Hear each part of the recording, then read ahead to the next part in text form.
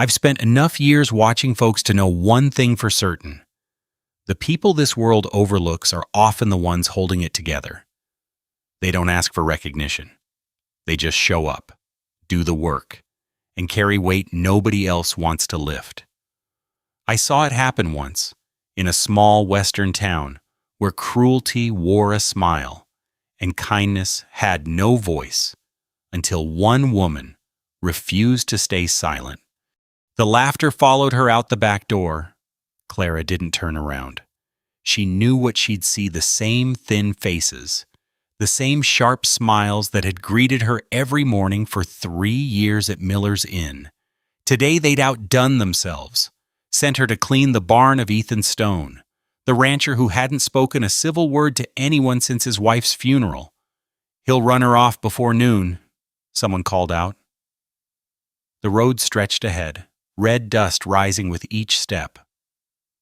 2 hours of walking under the August sun, her calico dress the brown one. Always the brown one clung to her back before she'd gone half a mile. She carried everything she owned in a canvas sack: a spare dress, her mother's hairbrush, 11 cents. The sack wasn't heavy. Nothing about Clara's life had ever been heavy enough to hold her down. If you're watching from a small town where everyone thinks they know your story, I'd love to hear from you. Drop a comment and tell me where you're joining from today. And if you've been enjoying these stories, consider subscribing. It truly helps this little channel grow. The fence appeared first, 3 posts leaning east, wires sagging between them like something tired of holding on. Then the barn gray wood, gaps between the planks wide enough to fit a hand through. The house sat beyond, small, built from pine logs gone silver with age. Clara stopped at the gate. Sweat dripped from her jaw onto her collar. Her feet throbbed inside boots that had never fit right. 2 hours of walking, and the canvas sack had worn a raw spot on her shoulder. A man stood on the porch, tall, thin in the way of someone who forgot to eat. His shirt hung loose, sleeves rolled past the elbow, forearms brown from sun. He held a tin cup, steam rising from it, and he didn't look at her. She pushed the gate open. The hinge screamed. Still he didn't look. Clara walked across the yard, past a water trough green with algae, past a rusted plow half buried in weeds. Her shadow stretched long in the afternoon light. She stopped at the bottom of the porch steps. "Mr. Stone, Mr." His jaw moved. A muscle jumped beneath the stubble. The cup came to his lips. He drank. "Mrs. Miller sent me," Clara said. "To work. Cleaning. Mending. Whatever needs doing." Now he looked. Gray eyes, gris, and the color of river stones after rain. They moved over her face, down her body, back up. No expression. Nothing. Did she? Not a question, a statement. He knew. Of course he knew. Everybody in town knew everything about everybody. And they all knew this was a joke. Send the fat woman to the angry man's farm. See who breaks first. Clara's hands hung at her sides. She didn't fold them. Didn't fidget. "I can start today," she said. Ethan Stone set his cup on the porch railing. The wood groaned under even that small weight. He looked at her for 3 seconds, she counted, then turned and walked inside. The door swung shut behind him. No, yes. No, no. Nothing. Wind pushed across the yard, lifting dust, tugging at Clara's hem. Somewhere behind the barn, a horse made a sound. Not a whinny. Something lower, rougher, a sound like pain. Clara turned her head toward the barn. The door hung crooked on its hinges, dark inside. That sound came again, raw, guttural, wrong. She looked back at the closed door of the house. Then she walked toward the barn. The barn swallowed the light. Clara stopped just inside the door, waiting for her eyes to adjust. Dust motes drifted through the single shaft of sun cutting between warped boards. The smell hit her first manure. Old straw. Something sour underneath. 4 stalls lined the left wall. 3 stood empty. Doors hanging open. Floors thick with waste nobody had touched in weeks. Maybe months. The 4th stall was closed. Something moved inside it. A shuffle. A thump against wood. Then that sound again, low, guttural, full of hurt. Clara took 1 step forward. The animal inside threw itself against the stall door.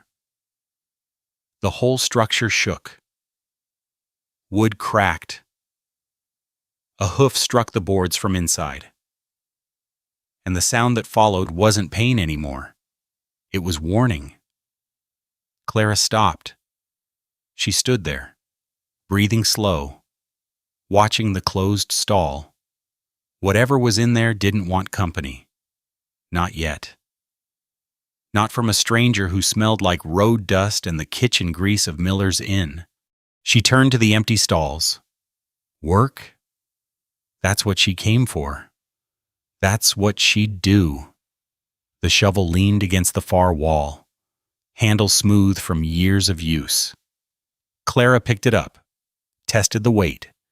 The blade had rust along the edges, but held firm when she pressed her boot against it. She'd used worse back on her mother's farm. Before the bank took it.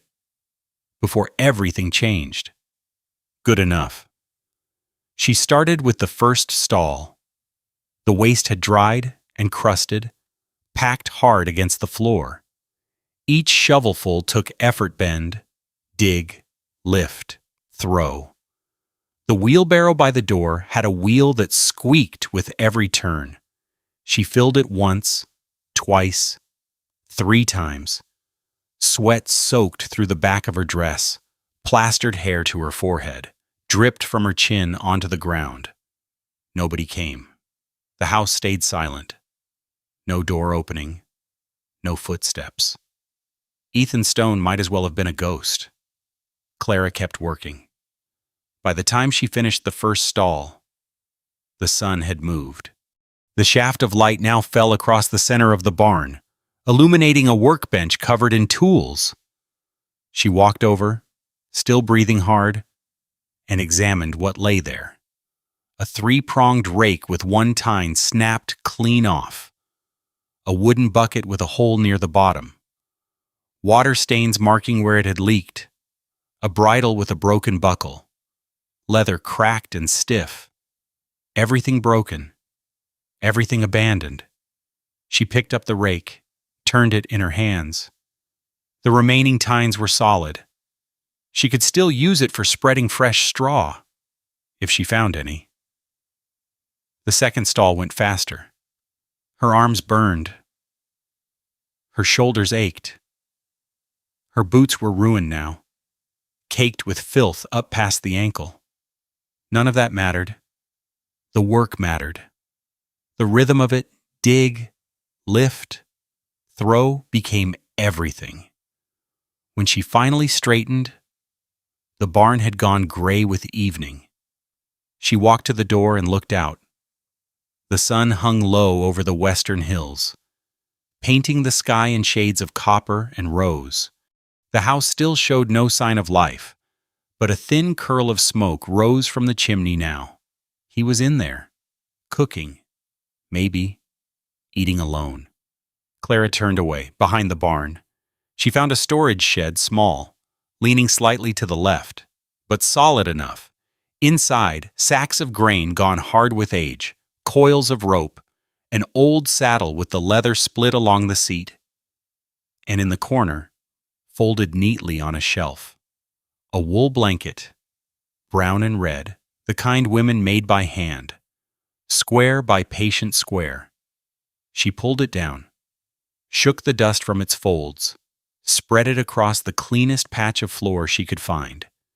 The boards were rough but dry. No leaks in the roof that she could see. Better than the room she'd shared with 3 other girls at the inn, where the walls were thin and the laughter never stopped. Clara sat on the blanket, back against the wall, and unwrapped the cloth bundle from her sack. Cornbread, dense and dry. 3 days old. She broke off a piece and chewed slowly, making it last.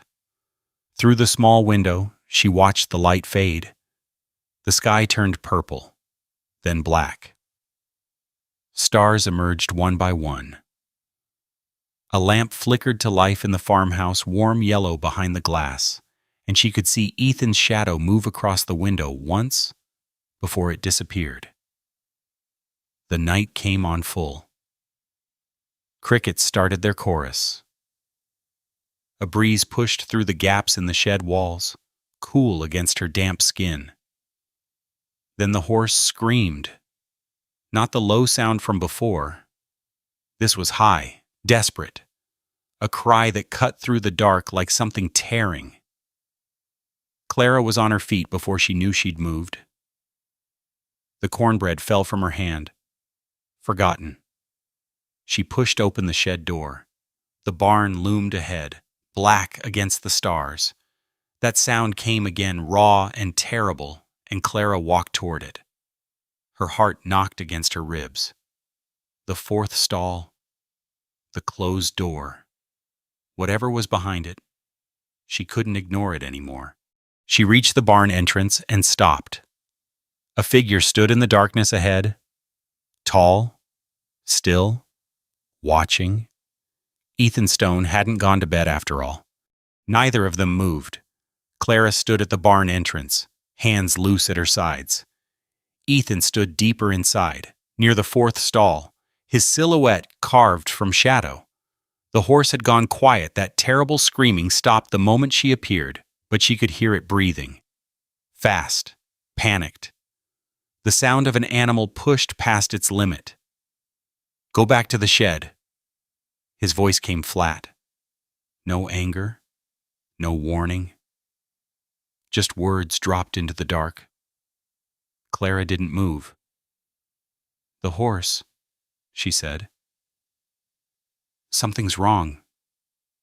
I know what's wrong. He turned away from her, faced the stall. His hand lifted toward the door, then dropped. He stood there, shoulders rigid, head bowed, and she understood something in that stillness. He couldn't do it. Whatever waited behind that door, he couldn't face it. Clara walked forward. Her boots scraped against the barn floor. The smell hit her again, manure and old straw, and something else now. Something sharp. Infection. She knew that smell from her mother's farm. From the summer, a mule had cut its leg on barbed wire and nobody caught it in time. The mule died 3 days later. She stopped beside Ethan, close enough to see the lines around his eyes, the gray threaded through his dark hair, the way his jaw worked back and forth like he was chewing on words he couldn't speak. "Let me see," she said. He looked at her then, really looked. Not the dismissive glance from the porch, not the cold assessment of a stranger. This was something else confusion, maybe, or the beginning of it. "You don't know what you're asking." "I'm not asking." Clara reached past him and lifted the latch. The stall door swung inward. The horse lay in the far corner, chestnut coat matted with sweat and filth. A mare, Clara could see that now, with a white blaze down her face, and one foreleg wrapped in bandages gone brown with old blood. The wrapping had slipped, revealing raw flesh beneath, swollen, and weeping. Not as deep as Clara had feared, but neglected, badly neglected. The mare raised her head when the door opened, ears flat, nostrils flared. Showing the whites of her eyes, Clara stepped inside. The mare lurched. Not a full lunge, she couldn't manage that with the injured leg, but enough to make the wall shake where her hindquarters struck it. Her teeth snapped at the air, a warning more than an attack. Then she collapsed back into the corner, sides heaving, injured leg stretched awkward in front of her. "Get out!" Ethan's voice from behind, tight with something Clara couldn't name. She didn't get out. She slid down the wall until she sat on the dirty straw, back against the boards, knees pulled up. The mare watched her, head still raised, muscles trembling beneath the ruined coat. Clara didn't reach toward her. Didn't speak. Didn't do anything but sit there, breathing slow and steady, the way her mother had taught her to breathe around frightened animals when she was small. Minutes passed. The mare's head dropped an inch. Then another. Her nostrils still flared with each breath. But the trembling began to ease. Clara kept her eyes low, not staring directly, watching from the corner of her vision. Ethan hadn't left. She could feel him standing in the doorway, could hear the slight shift of his weight from one foot to the other. He wanted to say something. She could feel that too, but he stayed silent, and she was grateful for it. The night deepened. Clara's legs cramped. Her back ached where it pressed against the rough wood. The cold crept in through the gaps in the walls, settling into her bones. But she didn't move. The mare watched her, head lowered now to rest on the straw, eyes half closed but not sleeping, waiting, testing. Sometime in the small hours, Ethan left. Clara heard his footsteps retreat across the barn floor, heard the door creak as he pushed it open, heard the silence that followed. She was alone with the mare now, just the two of them in the dark, breathing the same stale air, sharing the same cold. She began to hum. Not a song. Exactly. Just a tune her mother used to hum while kneading bread, something soft and shapeless that rose and fell like breathing. The mare's ears twitched. Not flat anymore. Not pinned with anger. Just listening. Clara hummed until her throat went dry. Then she stopped, and the silence felt different. Softer. The mare's eyes had closed fully now, her breathing slow and even. Sleeping. Or close to it. Dawn came gray through the cracks in the walls. Clara's eyes burned with exhaustion, but she didn't sleep. She watched the light change, watched the shadows retreat, watched the mare's coat turn from black to chestnut as the sun rose. The bandage on her foreleg looked worse in daylight, crusted, stiff, tied with strips of linen that hadn't been changed in too long. The mare opened her eyes. She looked at Clara. Not with fear this time. Not with anger. Something else lived in that gaze recognition. Maybe the acknowledgement of one creature seeing another. Clara leaned forward, slow as grass growing, and extended her hand. The mare didn't flinch. She didn't reach for it either, just watched, nostrils working, taking in Clara's scent, road dust, kitchen grease, sweat and cornbread, and the faint tang of lye soap from 3 days past. A sound from the barn door. Clara turned her head. Ethan stood there with a tin cup in his hand, steam rising from the coffee inside. He was looking at the mare, at the way she lay still with Clara's hand extended toward her muzzle, at the thing happening in this stall that hadn't happened in weeks, maybe longer. The cup had stopped halfway to his lips. Clara held his gaze for a long moment. Then she turned back to the mare and let her hand drop to her knee. Not pushing, not forcing, just waiting. The way she'd been waiting all night. Behind her, she heard Ethan take one step forward, then another. And then he stopped. When she glanced back, his face had changed. Something had shifted behind those gray eyes.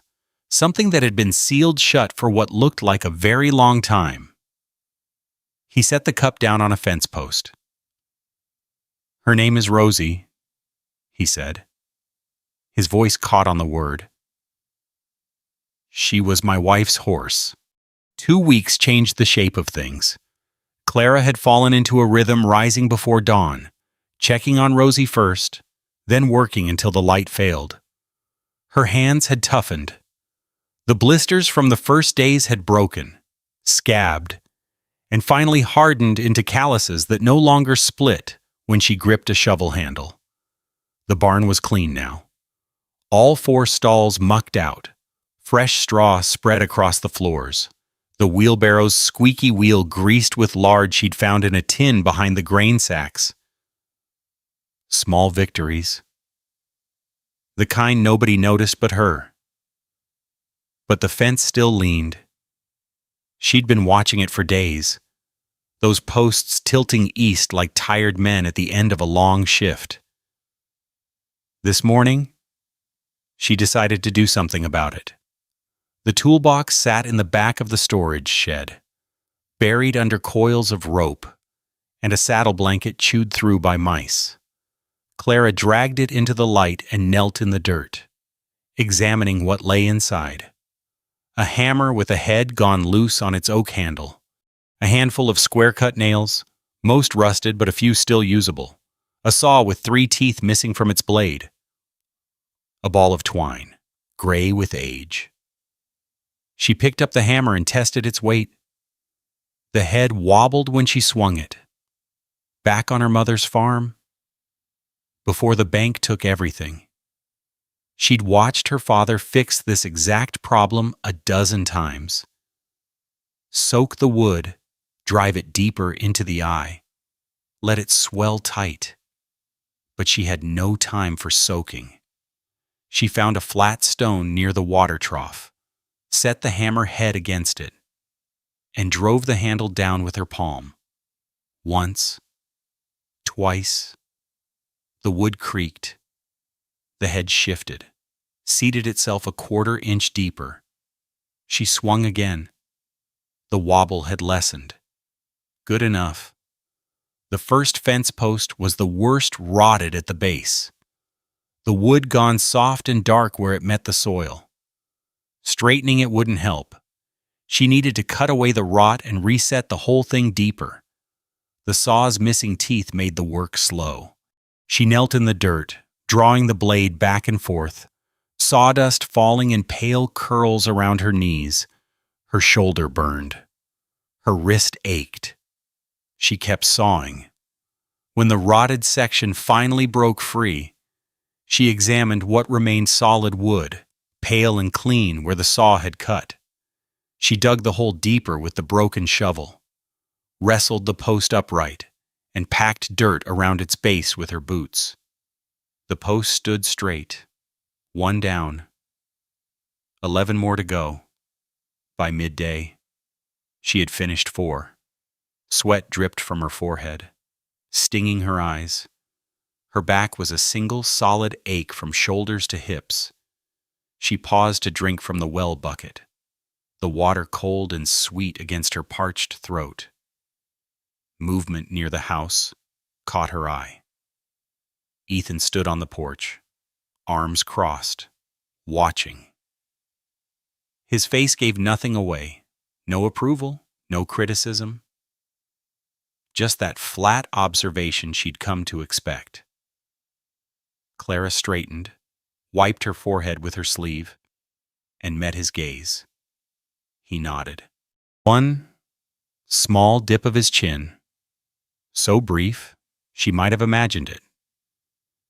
Then he turned and walked toward the pasture, a coil of rope over his shoulder, and was gone. Clara looked at the fence. 4 posts standing straight, 8 still leaning. She picked up the saw and went back to work.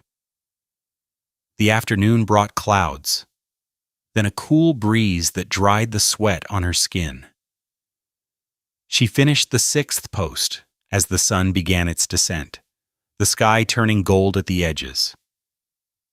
Her hands were raw despite the calluses. Her legs trembled when she stood. But the fence looked different now, stronger, like something that belonged to a working ranch. She walked to the barn to check on Rosie. The mare stood today instead of lying down. Her injured leg still bore little weight, but she held it at a better angle, the hoof just brushing the straw. Over the past 2 weeks, Clara had changed the bandage every other day, sitting with Rosie for an hour each time before attempting to touch her. The mare no longer lunged. She still flinched, still watched Clara with wary eyes, but she allowed the contact now. Progress.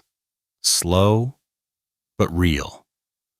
Clara gathered what she needed from the shelf, clean rags torn from an old flour sack, a bucket of fresh well water, the jar of pine tar salve she'd found beside the grain. She entered the stall slowly, humming that same shapeless tune, and knelt beside the injured leg. Rosie's ears went flat, then slowly relaxed. Clara unwrapped the old bandage. The wound looked better, still raw in places, but the angry red had faded to pink. The swelling had gone down. No more infection smell. She cleaned it gently, spread fresh salve, and wrapped new linen around the leg. When she finished, Rosie lowered her head and sniffed Clara's hair. A small thing, but it made Clara's throat tight. She stayed with the mare until the light through the barn door turned orange, then rose and walked outside. The sun sat on the horizon like a copper coin, throwing long shadows across the yard. The house showed no sign of life, but smoke curled from the chimney. Clara started toward the shed. "Wait." She turned mankin. Ethan stood on the porch, 2 bowls in his hands. Steam rose from both. "Bean soup," he said. His voice sounded rusty, like a hinge that hadn't turned in months. "There's enough." He set 1 bowl on the top step, then went back inside. The door stayed open. Not an invitation exactly, but not a dismissal either. Clara crossed the yard and climbed the steps. She lowered herself onto the worn wood, picked up the bowl, and lifted the spoon to her lips. The soup was thick with beans and salt pork, seasoned with wild onion and something bitter she couldn't name. Warm. Good. The first hot meal she'd eaten in 2 weeks. Through the open door, she could hear Ethan moving inside. The scrape of a chair, the clink of his spoon against his bowl. They ate in silence, separated by a wall and a doorway, but sharing the same meal for the first time. The crickets started their evening song. The sky turned purple, then black. Stars appeared one by one. Clara scraped the last of the soup from her bowl. "She was hurt for a long time," she said. Not a question. The sounds from inside stopped. Silence stretched between them. Clara set her empty bowl aside and prepared to stand, to return to the shed, to leave him alone with whatever lived in this house. Then his voice came through the doorway, rough and low. 6 weeks since the accident. A pause. I couldn't get near her. Nobody could. Not the doctor from town. Not me. Clara turned toward the open door. She could see his shadow against the lamplight inside, still and hunched. Why? She asked. The shadow didn't move. Because she knows. Ethan said. She knows it was my fault. Before Clara could respond, a sound carried across the evening air. Wagon wheels on hard-packed dirt, lanterns bobbing in the darkness. Voices. The town was coming. The wagon stopped at the gate. Clara counted 4 women and 3 men, their faces lit by the swinging lantern hung from the wagon's front post. She recognized them all. Dora and May from the inn, their hair pinned up with ribbons that caught the lamplight. The Miller boy who delivered flour every Tuesday. Old Tom who swept the general store and repeated everything he heard to anyone who would listen. And Mrs. Miller herself, seated at the front of the wagon, her hands folded over a dress, too fine for a Sunday evening ride. Well, Mrs. Miller said, her voice carrying across the yard. She's still here. Laughter rippled through the group. Clara stood slowly from the porch step. Her empty soup bowl sat beside her, the spoon still inside. Ethan hadn't emerged from the house, but she could feel him somewhere behind her, listening through the open door. Evening. Clara? Dora leaned over the side of the wagon, her smile wide and sharp. We came to see how you were getting on. Whole town's been talking about it. More laughter. Clara walked down the steps, crossed the yard, stopped a few feet from the fence she'd repaired that very afternoon. The lantern light fell across her face, her work-stained dress, her calloused hands. She knew what they saw. She had always known. I'm getting on fine, she said. May whispered something to Dora. Both girls giggled. Hands pressed to their mouths. But something flickered across May's face, a tightness around her eyes.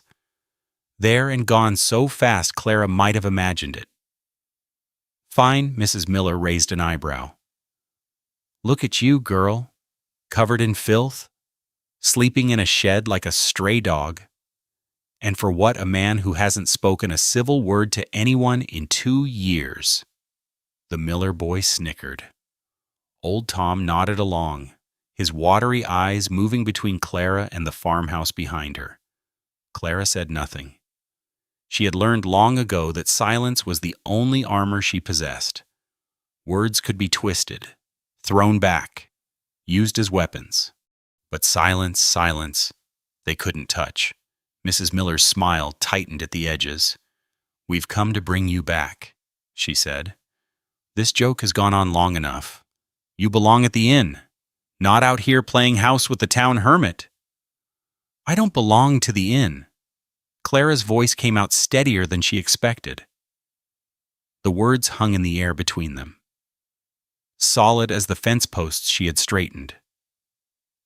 Mrs. Miller's face changed. The pleasant mask slipped, revealing something colder underneath. You belong where I say you belong. She stood up in the wagon, her dress rustling against the wooden seat. I took you in when no one else would, fed you, gave you work. And this is how you repay me, running off to embarrass me in front of the whole town. I'm not running. Clara kept her voice flat. I'm working. Dora laughed again, high and cruel. Working, look at her, May, like a cow in a barn. That's all she's good for, really. The words landed like stones thrown at close range. Clara felt them hit in her chest, in her throat, in the space behind her eyes where tears wanted to form.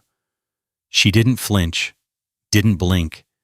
She had taken worse. She had taken worse from these same mouths, these same faces. Every day for 3 years, May's laughter joined Dora's, but it sounded hollow, forced. Her eyes cut away from Clara's face, fixing on something in the darkness beyond the wagon. "At least the cows give milk," Dora continued, emboldened by the attention. "What does Clara give? Nothing but extra laundry and a bigger grocery bill." More laughter. The men joined this time, their voices rough and careless in the evening air. Clara's hands curled at her sides. She stared at the ground, at the dirt, the weeds, the shadow of the fence post she had fixed that morning. Her jaw ached from clenching. Her nails dug crescents into her palms. Don't answer. Don't give them anything. Don't. She gives more than the lot of you combined. The voice came from behind her. Clara turned. Ethan stood on the porch, one hand resting on the rail, his face carved from the same stone as his eyes. He wasn't looking at Clara. He was looking at the wagon, at the people inside it, at Mrs. Miller with her fine dress and her poisoned smile. The laughter stopped. "Mr. Stone?" Mrs. Miller's voice had changed sweeter now, careful. "We didn't mean to disturb you. We only came to collect what belongs to us." "She doesn't belong to you." Ethan walked down the steps, slow and deliberate, his boots thudding against the wood. He crossed the yard and stopped beside Clara, not in front of her, not behind her, but beside, equal. Mrs. Miller's smile had frozen in place. "Now, Mr. Stone, there's no need for unpleasantness. Clara is a simple girl. She doesn't understand how things work. She needs guidance, structure. She needs to be left alone." His voice cut through her words like a blade through wet cloth. No anger in it, no heat, just cold, hard certainty. "She came here to work," Ethan continued. "She's been working, harder than anyone I've hired in 10 years. The barn is clean, the fence is fixed. The horse, that hasn't let a soul near her in 6 weeks, lets this woman change her bandages every other day." He paused. "What have any of you done this month, besides run your mouths?" Silence. Dora's face had gone red in the lantern light. May studied her fingernails, her jaw tight. The Miller boy suddenly found the wagon floor fascinating. Old Tom's mouth hung open. Words stuck somewhere in his throat. Mrs. Miller recovered first. "Mr. Stone, I understand you've been through a difficult time." Her voice dripped with something that wanted to sound like sympathy. "Losing your wife. All alone out here, it's natural to seek companionship. But surely you can do better than this." She gestured at Clara. Clara felt the word land. This, not her name. Not even her. Just this. A thing.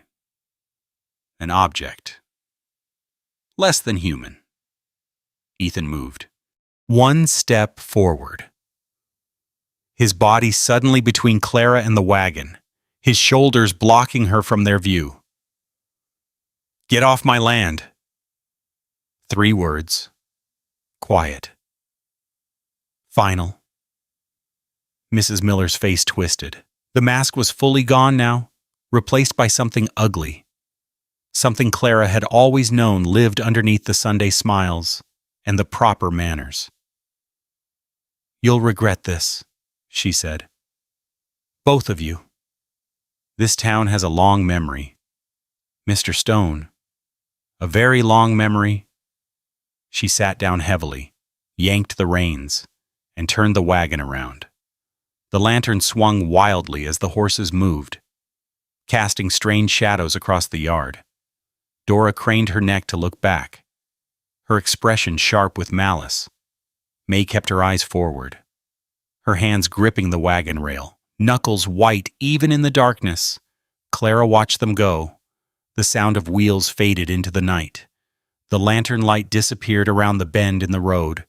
Silence returned thick and heavy and complete.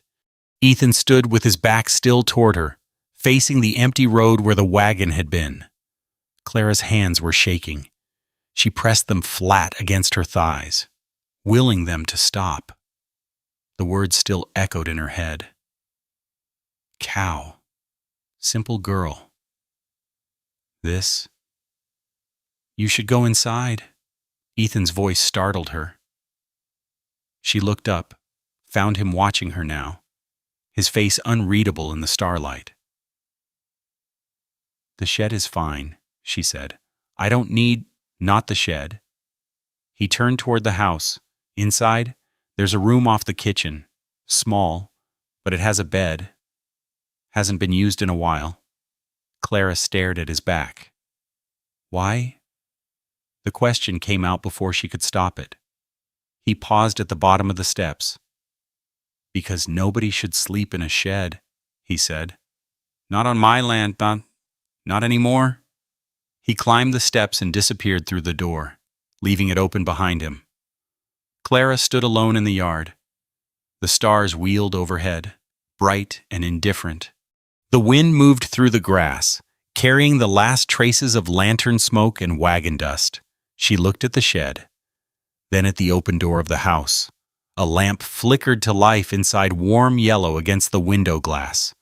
Clara walked toward it, but as she reached the porch, she heard something from the barn. Rosie not screaming this time, but nickering. A soft sound, an urgent sound. Something was wrong. Clara ran toward the barn. Her boots slipped on the dew-wet grass, but she caught herself, kept moving. The nicker came again, sharper now, more insistent.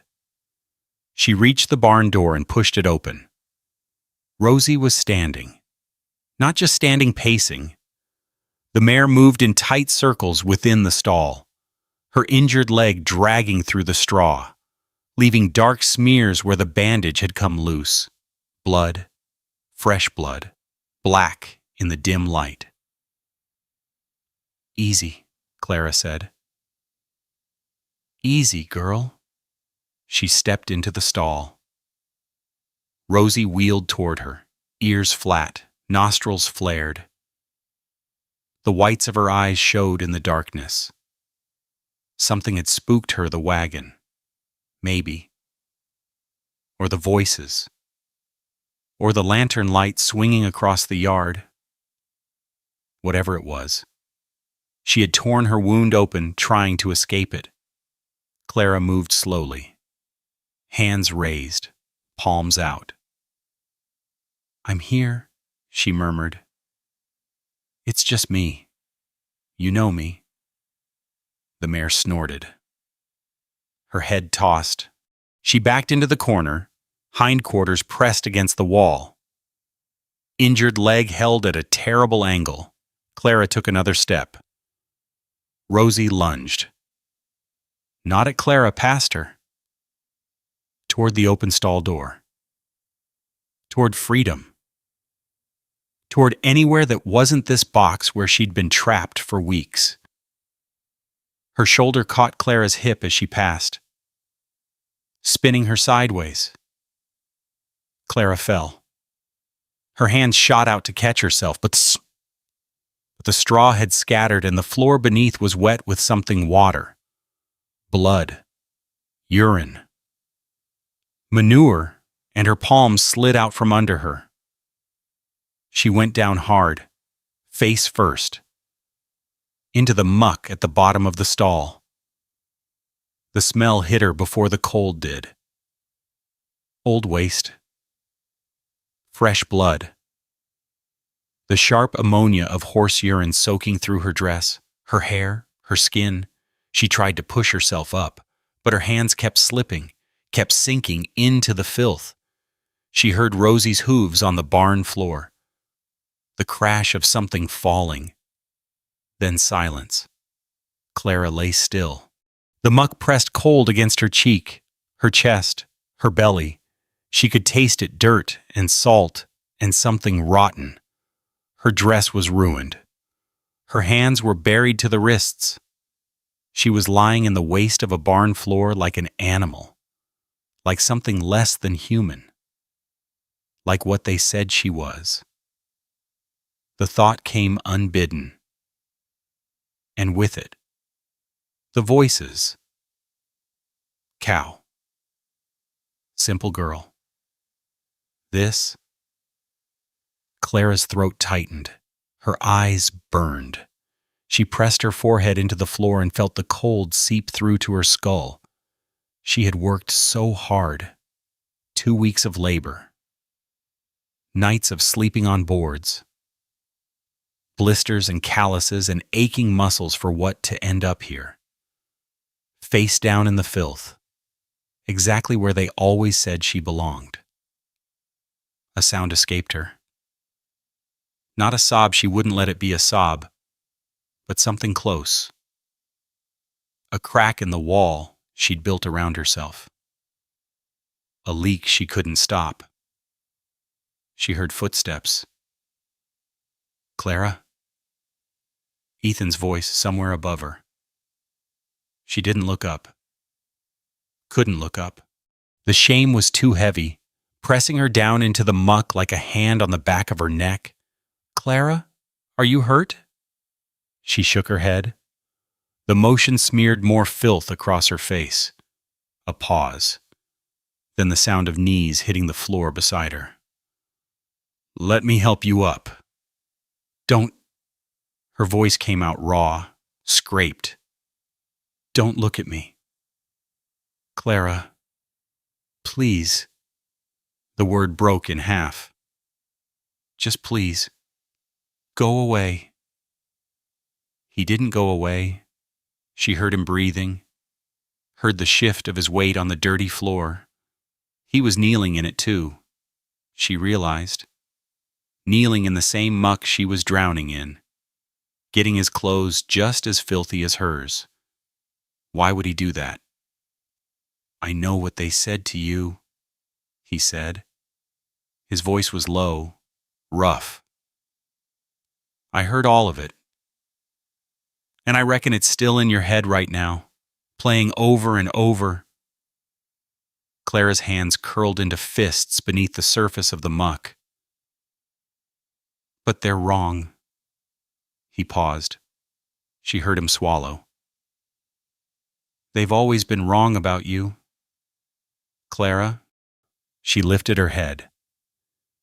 He was closer than she expected, kneeling right beside her, his pants soaked through with the same filth that covered her. His face was level with hers, and in the darkness she could see the lines around his eyes, the gray in his stubble, the way his jaw worked like he was fighting to get each word out. How do you know? The question came out bitter, broken. You've known me 2 weeks. I know what I've seen. His eyes held hers. I've seen you work harder than any hand I've hired.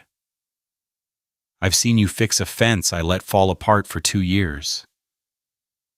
I've seen you sit all night with a horse that wouldn't let me come within 10 feet of her. He reached down. His hand closed around her elbow. Grip firm and warm through the cold muck. I've seen you take every cruel word they threw at you and never throw one back. That ain't weakness. Clara, that's strength, the kind most people don't have. Clara's breath caught. Nobody had ever said anything like that to her. Not once. Not in 24 years of life. She let him pull her up. They knelt facing each other in the ruined stall. Both of them covered in filth. Both of them breathing hard. The smell was terrible. Her dress was destroyed. Her hair hung in matted clumps around her face. and Ethan was looking at her like none of that mattered. "I couldn't save her," he said.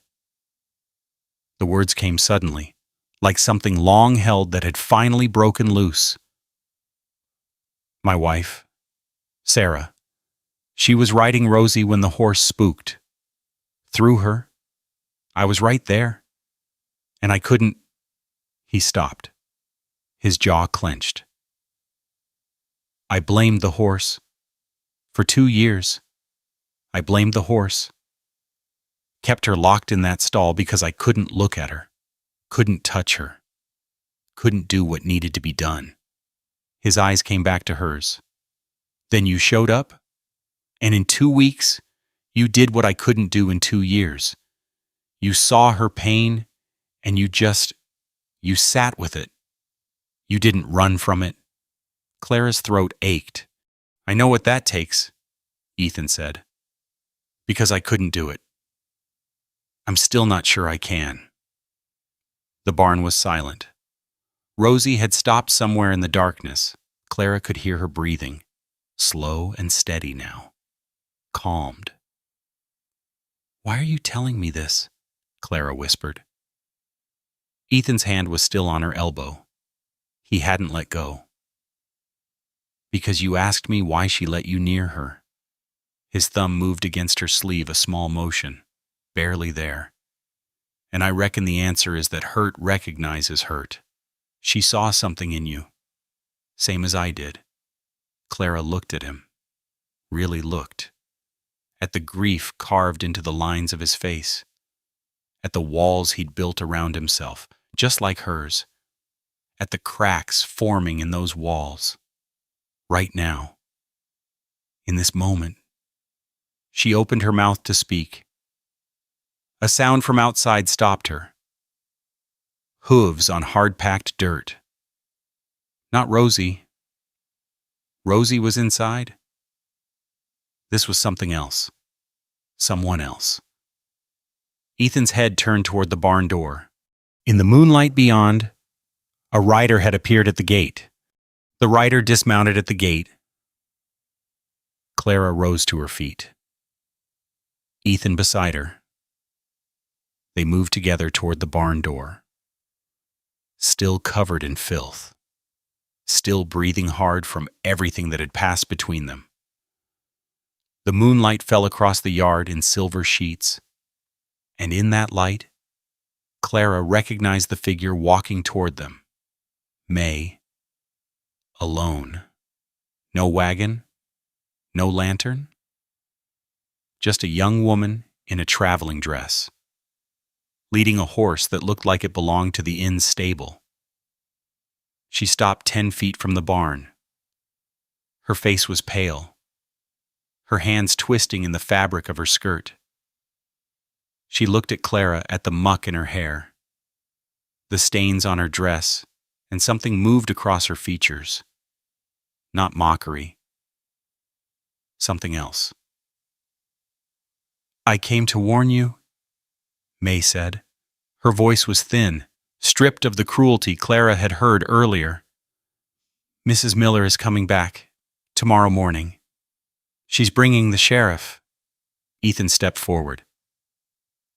"On what grounds?" "Theft." May's eyes dropped to the ground. "She's claiming Clara stole money from the inn before she left. $50 from the lockbox." Clara's stomach turned to ice. "That's a lie," she said. "I never touched that lockbox. I never touched anything that wasn't mine." "I know." May still wouldn't look at her. "We all know. But Mrs. Miller has the sheriff's ear. And she has witnesses lined up. Dora, old Tom, people who'll say whatever she wants them to say." The night pressed in around them. Clara felt the ground shifting beneath her feet. Everything she had built in the past weeks crumbling into sand. "Why are you telling us this?" Ethan's voice cut through the darkness. "Why warn her?" May was quiet for a long moment. When she finally spoke, her voice was barely a whisper. "Because I laughed." She looked up then, and Clara saw something she had never seen in May's face before. Tears. Real tears. Cutting tracks through the dust on her cheeks. I laughed when they called you a cow. I laughed when Mrs. Miller sent you here. I laughed tonight, in the wagon, when Dora said those things. Her voice cracked. And then I went home and I looked in the mirror, and I didn't recognize what I saw. Clara stood frozen. My mother was heavy, May said. Did you know that she died when I was 12? Consumption? And the last thing I remember is how beautiful she was. How warm. How she would hold me at night when I was scared. She wiped her face with the back of her hand. She looked like you, Clara. She looked exactly like you. The silence stretched between them like a wire pulled tight. I forgot, May whispered. I forgot who she was. I forgot who I was supposed to be. And tonight, watching you stand there while we threw stones at you. She shook her head. I saw my mother. I saw myself. And I was so ashamed I couldn't breathe. Clara took a step forward. May. Don't forgive me. May's voice went hard.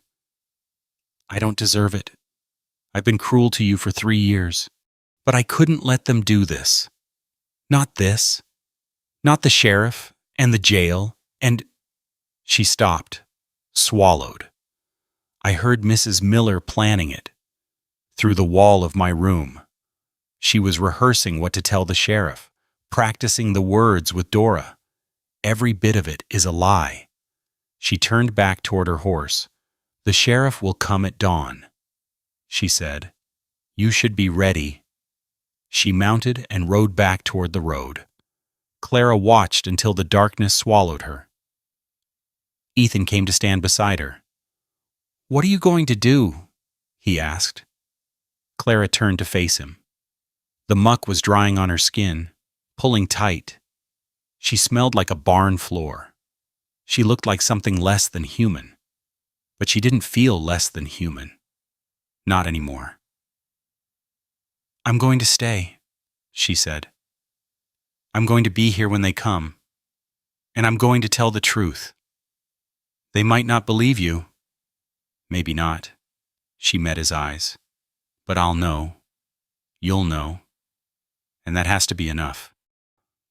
Ethan studied her face for a long moment. I'll stand with you, he said. You don't have to. I know. Dawn came gray and cold. Clara had washed at the well, scrubbing the worst of the filth from her skin and hair with water so cold it made her gasp. Her dress was ruined beyond saving. So Ethan had brought her one of his wife's old dresses from a trunk in the spare room. Blue cotton, faded, but clean. It fit well enough. She stood on the porch as the sun rose. Ethan stood beside her. The sound of hooves reached them first. Then wheels. Then voices. Mrs. Miller's wagon crested the hill, the sheriff riding alongside on a bay mare. Behind them came a second wagon, Dora. Old Tom, the Miller boy. Witnesses. An audience for the humiliation they'd planned. They stopped at the gate. Sheriff Burke dismounted slowly, his knees creaking as he hit the ground. He was an old man, white-haired and weathered, with eyes that had seen too much and believed too little. Mr. Stone, he said, nodding toward the porch. Ma'am. Mrs. Miller climbed down from her wagon, her face arranged in wounded righteousness. That woman, she said, pointing at Clara, stole $50 from my establishment. I want her arrested and returned to town immediately. The sheriff looked at Clara. That true, ma'am? No, sir. Clara's voice came out steady. I've never stolen anything in my life. She's lying, Dora called from the wagon. I saw her do it the night before she left.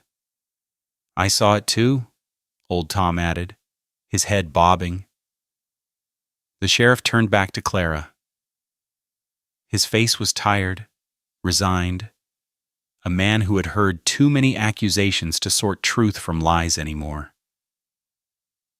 Ma'am, I'm going to have to ask you to come with me while we sort this out. Clara didn't move. Then, from behind the sheriff, a voice rose. She didn't do it. Everyone turned. May stood up in the second wagon, her face pale but set. Her hands gripped the wagon rail so hard her knuckles had gone white. Clara didn't steal anything, May said. I know because I was there when Mrs. Miller made up the story. I heard her rehearse it with Dora last night, through my bedroom wall. Every word of it is a lie, and I'll swear to that on a Bible if you need me to. Mrs. Miller's face went the color of ash. May, she hissed. Sit down this instant. May stepped over the wagon rail and dropped to the ground. I'm done sitting down, she said. I'm done laughing at things that aren't funny. I'm done pretending cruelty is just good fun. She walked toward the porch, past the sheriff, past Mrs. Miller's frozen fury. She stopped at the bottom of the steps and looked up at Clara. I'm sorry, she said. I should have said it years ago. But I'm saying it now. And I'll say it to anyone who asks. And Clara looked at her at this young woman who had thrown stones and then come back in the night to warn her, who had mocked her and then stood up in a wagon to tell the truth. Something shifted in Clara's chest. Something warm. She walked down the steps and stood in front of May. Thank you, she said. The sheriff cleared his throat. Well, he said slowly, looking at Mrs. Miller. Seems like we've got conflicting accounts here, and I'm not much inclined to make an arrest based on testimony that just got called a lie by one of your own witnesses. He mounted his horse. I'd suggest, Mrs. Miller, that you think very carefully before you bring accusations to me again. Filing a false report is a serious matter. He rode back toward town without another word. Mrs. Miller stood alone in the yard, her audience deserting her one by one. Dora climbed down from the wagon and hurried after the sheriff's horse. Old Tom shuffled away, suddenly fascinated by something in the distance. The Miller boy was already driving the wagon back toward the road. Mrs. Miller looked at Clara, at Ethan, at May, who had destroyed everything. Her mouth opened, closed. No words came. She turned, climbed into her wagon, and drove away in silence. Clara watched her go. The dust settled. The morning light grew warm. And somewhere in the barn, Rosie nickered softly a calm sound, an easy sound. Ethan touched Clara's shoulder. It's over, he said. But Clara was looking at May, who stood alone in the yard with tears on her face. Nowhere left to go. Clara walked down the porch steps. May stood alone in the yard, her arms wrapped around herself, watching the dust settle where Mrs. Miller's wagon had disappeared. The morning sun fell across her face, showing every tear track, every tremble in her lip. She'll never take me back, May said. Her voice was hollow. I have nowhere to go. Clara stopped in front of her. You have here. May looked up. Her eyes were red, swollen. What? Clara turned to Ethan, still standing on the porch. He met her gaze and held it for a long moment. Something passed between them, a question asked and answered without words. He nodded. There's a spare room, Clara said to May. Off the kitchen. It's small, but it has a bed. May's face crumpled. She pressed her hands to her mouth, shoulders shaking. and for a moment she looked like what she was, a young woman who had made terrible choices and was only now understanding the weight of them. Clara put her arms around her. May stiffened. Then she collapsed into the embrace, sobbing against Clara's shoulder, her whole body trembling. Clara held her the way her mother used to hold her when she was small, firm, and steady, an anchor against the current. They stood like that until the crying stopped. When May finally pulled back, her face was blotchy and swollen. But something had changed in her eyes. The hardness was gone. In its place was something raw and new, like skin beneath a healing wound. "I don't deserve this," May whispered. "Maybe not," Clara said. "But you're getting it anyway." The morning unfolded slowly. May helped Clara feed Rosie, standing at a careful distance while Clara entered the stall and checked the mare's leg. The wound had reopened during last night's panic, but not badly. Clara cleaned it, applied fresh salve, and wrapped new bandages around the foreleg while Rosie stood quiet and still. "She trusts you," May said from the doorway. Clara stroked the mare's neck. She's learning to..." They worked through the morning, Clara showing May how to spread fresh straw, how to fill the water trough from the well, how to move slowly around a nervous animal. May learned quickly.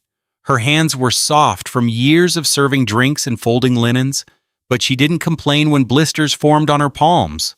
At noon, Ethan appeared with 3 bowls of stew.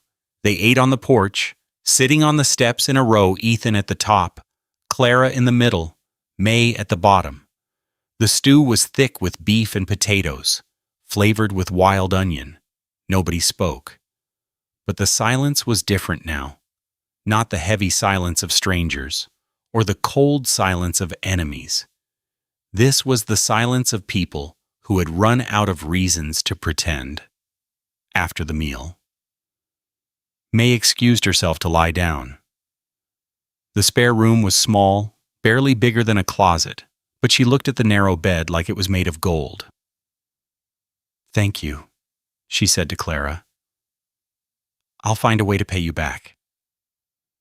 "You already have," Clara said. She closed the door and left May to sleep.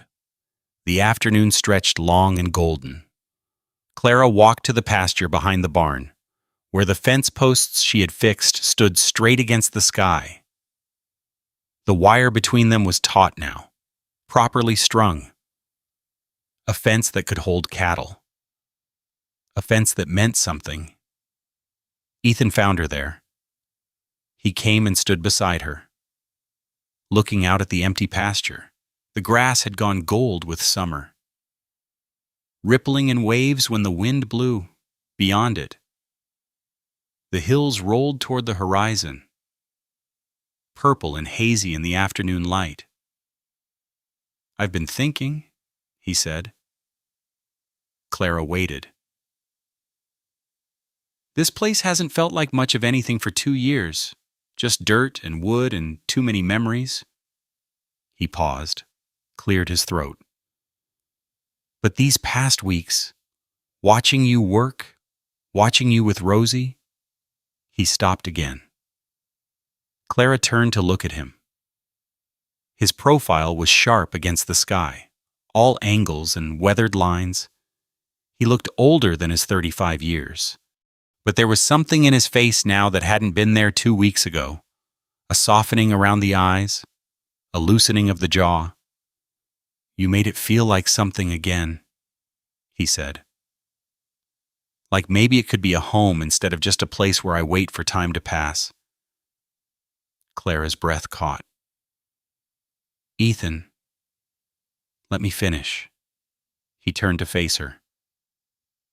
"This farm can't just be a place where you work. Not anymore.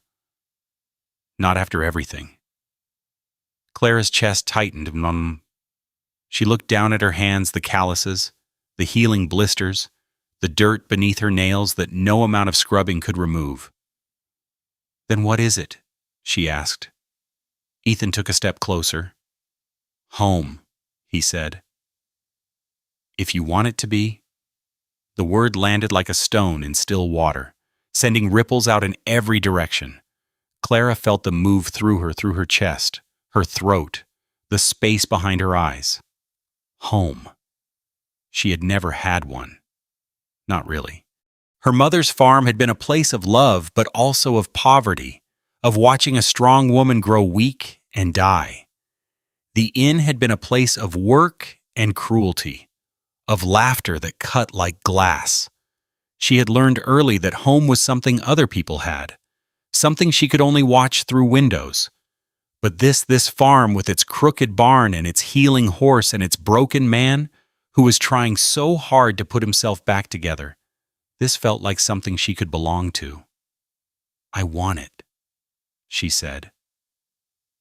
Ethan's face changed. The tension that had lived there for 2 years began to drain away.